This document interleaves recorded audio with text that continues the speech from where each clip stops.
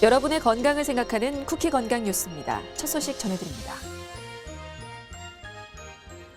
다이어트 효과 등을 내세워 해외 인터넷 사이트를 통해 판매되는 일부 제품에서 식품에 사용할 수 없는 성분이 검출됐습니다. 식품의약품안전처는 올해 상반기 해외 인터넷 사이트에서 다이어트 효과, 성기능 개선, 근육 강화 등을 표방하는 제품 544개를 검사한 결과 12개 제품에서 식품에 넣어선 안 되는 물질이나 성분이 확인됐다고 전했습니다.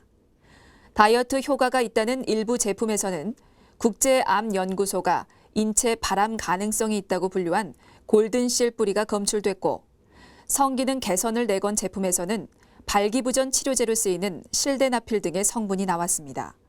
식약처는 해외 직구 제품은 안전성이 확인되지 않은 만큼 국내 반입이 차단된 제품은 아닌지 확인할 필요가 있다고 당부했습니다. 최근 술과 상관없이 당뇨병, 이상지질혈증 같은 대사 질환의 영향으로 발생하는 비알코올성 지방간이 크게 늘고 있습니다. 방치하면 암으로도 이어질 수 있어 주의가 필요합니다. 건강보험 심사평가원 자료에 따르면 지난해 알코올성 지방간 때문에 병원을 찾은 환자는 3만 1,200여 명인데 반해 비알코올성 지방간 환자는 9만 9,600여 명으로 집계됐습니다. 비알코올성 지방간 환자는 2015년 2만 8,300여 명에서 4년 만에 250% 급증했는데요. 전문의들은 서구화된 식생활과 과도한 영양 섭취, 스트레스, 내장 지방 등으로 인해 비알코올성 지방간 환자가 급격히 늘고 있다며 방치하면 간 경변, 간암까지 진행될 수 있기 때문에 주의해야 한다고 설명했습니다. 복부 비만이 있는 남성은 전립선암 발병 위험이 더 높다는 분석이 제시됐습니다. 가톨릭대 서울성모병원 비뇨의학과 연구팀이 50세 이상 성인 남성 190여만 명을 대상으로 허리둘레에 따른 전립선암 진단 여부를 살펴봤는데요. 복부 비만이 없는 남성 중에서는 1%가량이 전립선암에 걸렸는데 복부 비만이 있는 경우에는 그 수치가 5.1%까지 올라갔습니다. 연구팀은 연구 결과 복부 비만이 전립선암의 위험 요인으로 입증됐다며 복부 비만이 있는 남성은 고지방식을 줄이고 꾸준히 운동하는 생활 습관을 가져야 한다고 강조했습니다.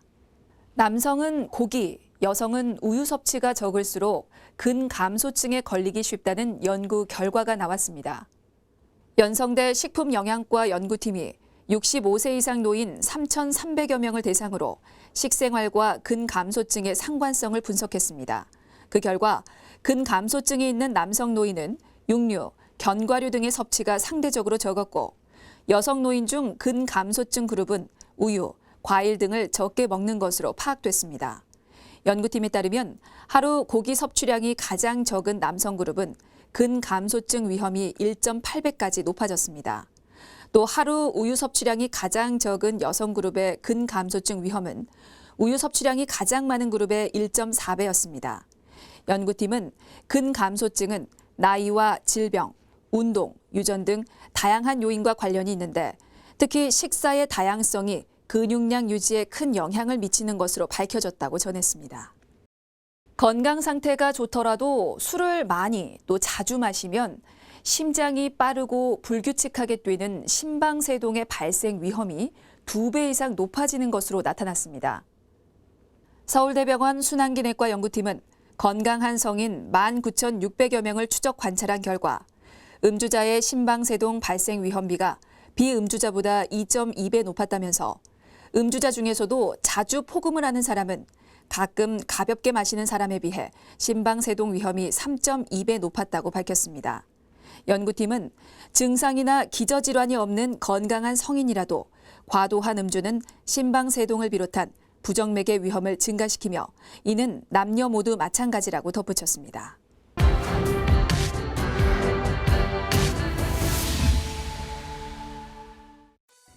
코로나19 쿠키 브리핑 오늘의 주요 내용입니다. 코로나19 국내 발생이 교회와 방문 판매 업체를 연결고리로 하는 집단 감염으로 다시 확산세를 보이며 우려를 낳고 있습니다. 국내 확진자들의 임상 경과 등을 분석한 결과 50세 이상 중증 환자 비율이 50세 미만의 14배에 달하는 것으로 조사됐습니다. 교육부가 2학기 등교 인원을 전체 학생의 3분의 2 수준으로 권고했지만 대부분의 시도교육청은 전면 등교를 계획하고 있습니다. 정부가 카페 방역 수칙을 강화했습니다. 카페를 이용할 땐 음료를 마시는 순간 외에는 반드시 마스크를 착용할 것을 당부했습니다.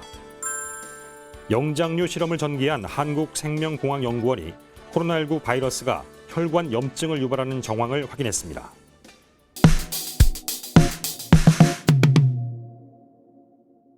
교회와 방문 판매 업체의 집단 감염은 이미 수차례 잇따랐습니다. 다른 어느 곳보다 방역이 강조될 수밖에 없는 곳들이죠. 교회의 경우 정규 예배 외에는 소모임이나 단체 식사를 금지하는 방역 강화 조치가 취해진 적이 있었는데요. 시행 2주 만인 지난달 24일 1차 강화 조치가 일단 해제된 바 있습니다. 그런데 이 해제 이후 경기 고양시 소재 교회 등에서 집단 감염이 또다시 재현된 상황입니다.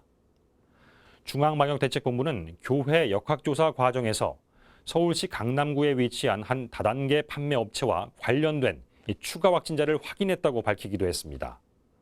교회는 물론 다단계 판매 업체로 연결고리가 닿는 최악의 조합을 띈 양상이라는 우려가 나왔습니다. 실제 고양시의 교회 중 한 곳의 집단 감염은 어린이집을 거쳐 지역사회로 N차 전파를 일으켰습니다. 중앙방역대책본부에 따르면 지난 5월과 6월 이 2달간만 봐도 수도권 개척교회 47곳에서 총 119명의 감염자가 발생했고 그 가운데 일부 감염 사례는 다단계 판매 업체와 연결고리가 있는 것으로 파악됐습니다. 이 같은 상황에 대해 깊은 우려를 표명한 방역대책본부는 교회에 대한 추가 방역 강화 조치를 검토했습니다. 교회 감염은 대부분 이 소규모 개척교회에서 식사를 같이 하거나 마스크를 쓰지 않아서 일어났는데 이 같은 부분만 막아도 감염 사례들을 차단할 수 있을 것이라는 설명입니다. 국내에서 발생한 코로나19 환자는 그 나이에 따라 증상의 악화 정도가 다르게 나타난 것으로 확인됐습니다.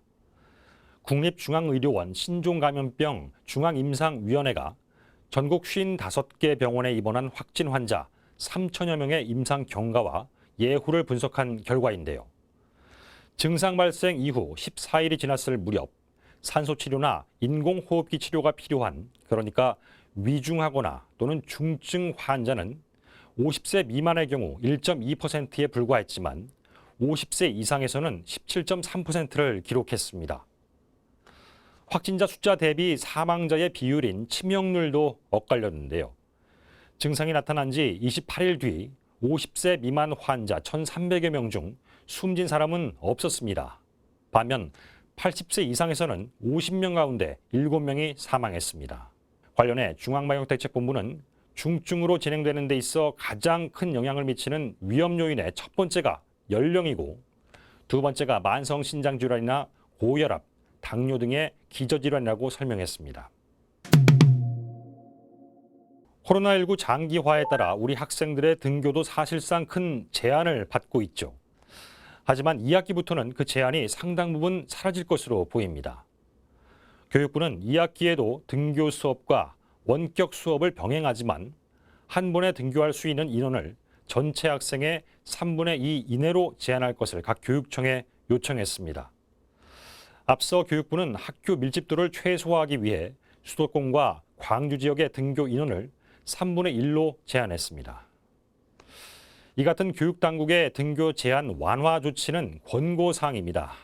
이에 시도교육청 대부분은 학습 격차 심화 등을 막는다는 이유로 전면적인 등교 실시를 계획하고 있는 것으로 파악되고 있는데요. 지역 감염이 산발적으로 일어나고 있는 이 서울, 인천, 경기도 지역만이 2학기 등교 인원을 교육부 제시대로 3분의 2 이내로 제한하기로 결정했습니다. 교육부는 각 지역의 이 전면 등교와 관련해서는 중앙재난안전대책본부 또 질병관리본부 등과 논의해서 시도교육청과 협의하겠다는 입장입니다. 한편 지난주 유은혜 부총리 겸 교육부 장관은 올해 수능 일정은 더 이상 미루지 않을 것이라며 예정된 일정에 안정적으로 시험이 치러지도록 하는 것이 당면 과제라고 밝혔습니다. 최근에는 카페나 식당 등에서도 코로나19 전파에 대한 우려가 커진 상황입니다. 정부가 카페 방역 지침을 음식점 방역 지침과 분리해서 수칙을 강화하기로 했습니다. 중앙재난안전대책본부는 정례 브리핑을 통해 카페 이용자는 주문을 하고 대기할 때도 또 음료를 마시는 순간이 아니라면 반드시 마스크를 착용하도록 하고 종사자는 항상 마스크를 착용해야 한다고 전했습니다. 또 매장 안에는 마스크 착용 안내문을 비치하고 단체 손님의 경우 시간 예약제를 실시하도록 했다고 덧붙였습니다. 식약처와 지자체의 합동 점검반을 통한 불시 점검을 시행해 이행 상황을 관리해 나갈 것이라고 강조한 재난안전대책본부는 카페에서의 방역수칙 강화가 불편할 수 있겠지만 모두를 보호하기 위한 최소한의 규칙이라는 점을 이해해달라며 사업주와 이용자의 협조를 당부했습니다. 코로나19 치료제와 백신 개발에 중요한 단초를 제공할 것으로 기대되는 연구 결과가 나왔습니다. 한국생명공학연구원이 코로나19의 비밀을 한꺼풀 벗기는 바이러스 특성을 알아낸 건데요. 연구원은 해부학적으로 인간과 닮은 원숭이를 동원해서 영장류 감염 연구를 진행했습니다. 영장류 감염 모델에 바이러스를 주입해서 혈관 상태가 어떻게 되는지, 또 면역력이 약할 경우 어떤 영향을 받는지, 바이러스가 몸속 어디에서 증식하고 또 증상을 나타내는지를 알아봤습니다. 이를 통해 연구원은 코로나19 바이러스가 혈관염증을 유발하고 감염 3일 이후에도 혈관의 염증이 유지되는 현상을 세계 최초로 확인할 수 있었습니다. 연구원 측은 이번 연구 결과를 놓고 볼 때 혈관염이 코로나19 감염의 일반적 현상일 것이라는 추론이 가능하다고 설명했습니다. 더불어 이번 연구에서는 코로나19 바이러스가 급증하는 시기, 그러니까 감염 후 이틀간이죠. 이때 면역 결핍 환자에서 관찰될 수 있는 면역 억제 현상이 확인되기도 했습니다. 바이러스가 스스로를 지키기 위해 감염 초기에 인체의 면역 기능을 떨어뜨릴 수 있는 것으로 연구원은 해석했습니다.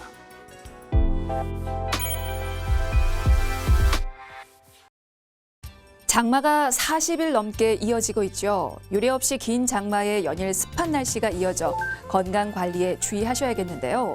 먼저 식품을 매개로 한 수인성 감염병을 조심해야 합니다. 온도 30도, 습도 80% 이상인 고온 다습한 환경에서는 음식이 상하기 쉽기 때문인데요. 고대 구로병원 감염내과 김우주 교수는 남은 음식을 실온에 두면 두세 시간 만에 균이 100만 마리씩 증식한다. 균이 많아질수록 식중독 위험이 커지기 때문에 음식이 남았다면 버리거나 냉장 보관해야 한다면서 냉동 보관을 했다고 해서 균이 죽는 게 아니고 증식이 멈추는 것이기 때문에 냉장고를 과신해서도 안 된다고 강조했습니다. 자, 냉장고를 너무 과신하진 않되 냉장고 청소를 통해서 식품 관리를 게을리해서도 안 되는데요. 식품의약품안전처에 따르면 보관 온도는 냉장 5도 이하, 냉동 영하 18도 이하를 유지하는 게 좋습니다. 냉장고 안에 식품이 꽉 차면 냉기 순환이 잘 되지 않아서 제 기능을 못할 수도 있기 때문에 이 냉장고 청소를 통해서 식품의 보관 온도와 또 냉장 기능을 지키시기 바라고요. 자, 또 하나. 김우주 교수는 이 음식물 냄새 때문에 찌꺼기를 냉동실에 얼리는 경우도 있는데 교차 오염 위험을 높일 수 있어서 피해야 한다고 설명했습니다. 자, 음식 쓰레기를 냉동실에 얼리는 건 되도록 지양하시고요. 자, 물은 끓이거나 생수로 마셔야 합니다. 물통을 실온에 보관할 경우 컵에 따라 마시고 컵 위생에도 신경 쓸 필요가 있는데요. 입 안에 있는 균이 컵 표면을 통해서 옮겨질 수 있기 때문에 꼭 조심하셔야겠습니다. 자, 이렇게 주의사항을 일러드리는 이유는요. 건강한 사람이라면 식중독균에 감염되더라도 복통과 설사 등 가벼운 증상만 앓고 지나갈 수 있지만 면역력이 떨어지는 노인이나 어린이, 만성질환자는 탈수 등으로 인한 심각한 합병증으로 이어질 수 있고요. 또 생선회 같은 날 것을 먹을 땐 비브리오균에 의한 폐혈증이 발생해서 생명이 위태로워질 수도 있기 때문이니까요. 꼭 기억해 두시기 바라겠습니다. 자, 장마 기간에는 이렇게 수인성 감염병뿐만 아니라 감기, 코로나19 같은 호흡기 감염병의 위험도 있는데요. 땀과 습기 또 비로 인해서 마스크가 눅눅해지면 비말 차단 능력이 떨어질 수 있어서 사용할 때 주의가 필요합니다. 식약처는 마스크가 젖었을 때 비말 차단 능력이 얼마나 떨어지느냐에 대한 수치는 없지만 정전기적 흡착 능력이 사라져서 성능은 급격히 떨어질 것으로 보인다고 밝혔는데요.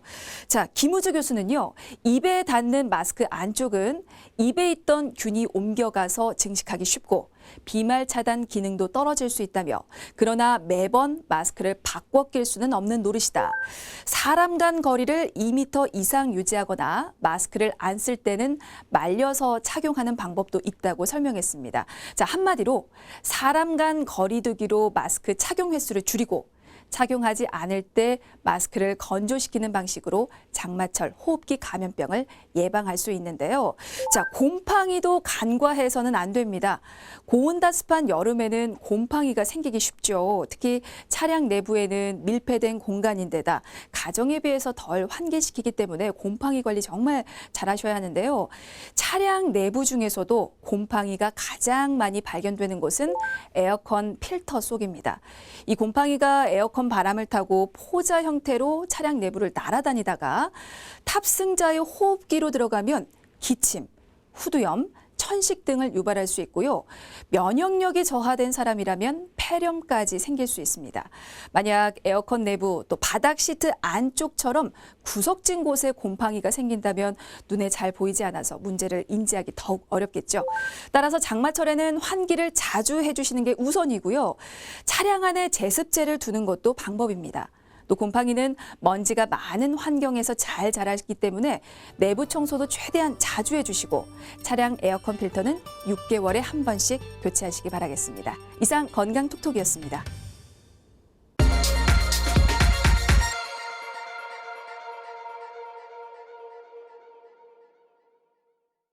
쿠키 건강 뉴스 여기서 마치겠습니다. 시청해 주셔서 고맙습니다.